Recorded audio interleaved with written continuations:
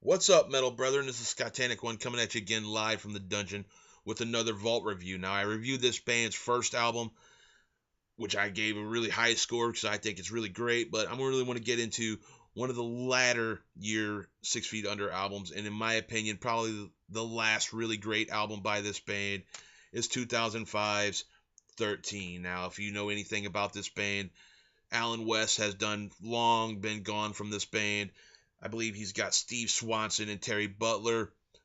They were in the band Massacre, and they kind of bring a different flavor to the band. I won't dismiss their contributions to the band, but in a way, I think Alan West's presence, which was very short lived in this band, is definitely missed. Um, the producing, the production on the Six Feet Under albums have definitely been good to subpar. This one I think is pretty well produced, being the fact that Chris Barnes did the entire production on this record, which I think is kind of cool. But it doesn't really stand up to the stuff he did with Scott Burns. Anyway, we're gonna skip all that and straight get into the tracks because I think there's a lot of really good tracks on this record. It opens up with Decomposition of the Human Race, which I think is a really great track. Definitely sets the mode for the album. A personal favorite of mine is definitely Rest in Pieces. He kind of gives an homage to Tomb of the Mutilated on this track. 13 is another really great track off this record. Shadow of the Reaper, another really good one, kind of accessible. Not exactly accessible, but it's definitely one of those that you heard a lot, especially in the latter years of this band.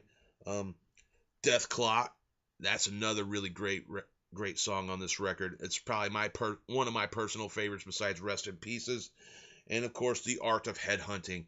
Um, this record is definitely just in the vein of the usual suspects of Six Feet Under. A lot of violent, gory imagery going on in the lyrics, riffs that are just monstrous, just really heavy riffs, great drum work. Um, I'm gonna go ahead and just kind of lay this to rest. Go ahead and rate 13 for you.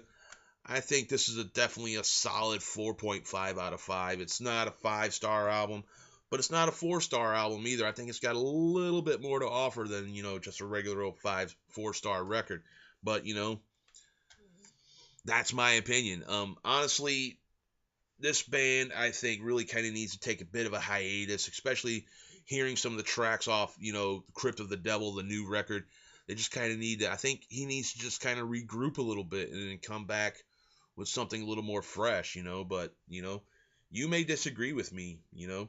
Go ahead and hit me up down here in the comments. Let me know what you think about Six Feet Under, about Chris Barnes, whatever you want to talk about. Hit me up in the comments. I'll definitely respond to them in decent, a decent time frame. But that being said, gonna go ahead and see you with some more Vault reviews here in a bit. So take it easy, Metal Brethren. Scott Tannic One signing off for now on 6 Feet Under.